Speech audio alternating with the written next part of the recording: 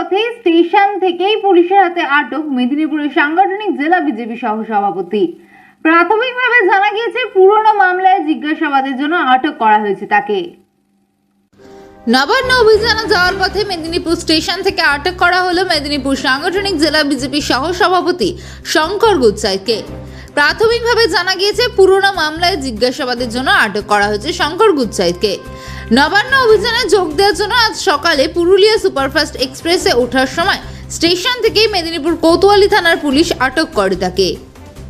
সবাই আপনারা জানেন যে ছাত্র সমাজ ডাক দিয়েছে প্রতি বাড়ি থেকে একজন করে আসার জন্য। কারণটা একটাই, যে সমস্ত ধর্ষক খুনিরা শাস্তি পায়নি, স্বাস্থ্যমন্ত্রীর আন্ডারে তারা আছেন এবং তাদেরকে আড়াল করার চেষ্টা হচ্ছে।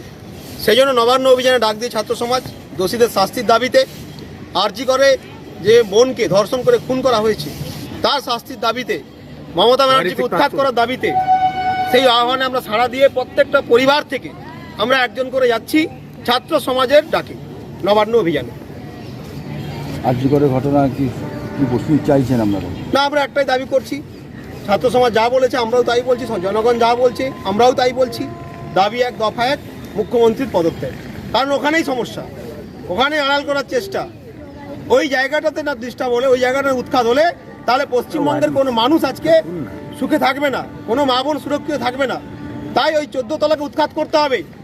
সর্বস্তরের মানুষ, কি ডাক্তার, কি প্রফেসর, কি উকিল, কি ছাত্র, কি শিক্ষক, সাধারণ জনগণ সবাই ডাক দিয়েছে দফা এক, দাবি এক, অপদার্থ মুখ্যমন্ত্রীর পদত্যাগ। সেই জন্য ছাত্র সমাজের আহ্বানে প্রতি পরিবার থেকে আমরা একজন করে যাচ্ছি নবান্ন অভিযানে অংশগ্রহণ করতে।